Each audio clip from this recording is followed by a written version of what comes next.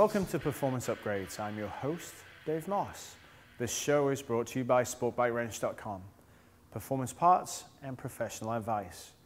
We're back with our Project GSX-R750 in a continuing process to get it ready for the track.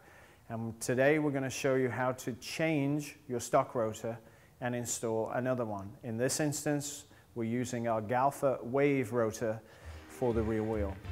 Now, part of this is obviously removing the rear wheel. So if you go to OnTheThrottle.com and type in wheel removal, we have a whole video there to show you how to do that.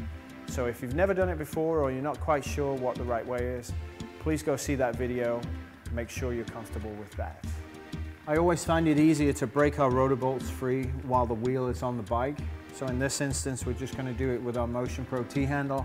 Just crack the bolts loose. We don't need to take them out at this point because we still have to remove the wheel.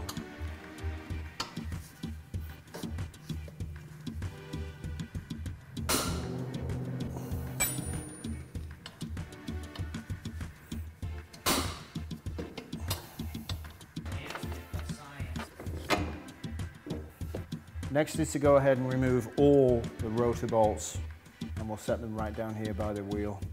Our Motion Pro T-handle will make pretty short work of that.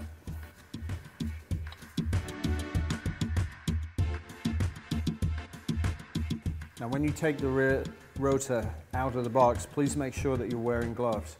You don't want any oil or debris or anything like that onto the rotor surface itself. You'll also notice on the outside, Galfer has written all over it, but on the back side, there is no text whatsoever. Writing always faces outward.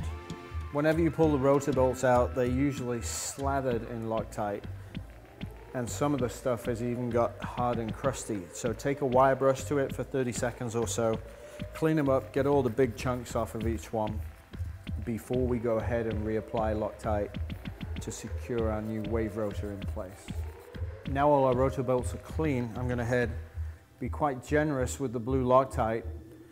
Make sure that you put it up and down the entire thread, and I really like the Loctite stick because then you can make sure that you get it evenly all the way around the bolt. Liquid sometimes can be a bit drippy, but everybody has their personal choice. Once you've got the Loctite amount on the bolt, you've worked it all the way around the threads, then go ahead, put one bolt at a time in and initiate the thread a few turns.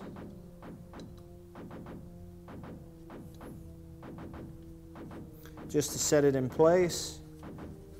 Then go to your next bolt, continue through the whole process until, in this case, all 5 are in place. Now we have all the bolts situated, we're going to snug these up with the Motion Pro T-handle, then get out the torque wrench, get them tightened to spec, then go ahead, reinstall our rear wheel, and then we're pretty much done. Pump your brake lever until you have solid pressure. Our job is complete, our wheel is back in place, axle is torqued, and we're ready to go. Now again, remember there are braking procedures for the rotor and the pads, and in this case we have a matched set. We have the wave rotor from Galfer, and we have Galfer's 1300 pads, which are set for the track. Again, we'll bed them in according to process and procedure, and then we'll go from there. As always, we'd like to thank you for watching, and we'll see you next time on Performance Upgrades.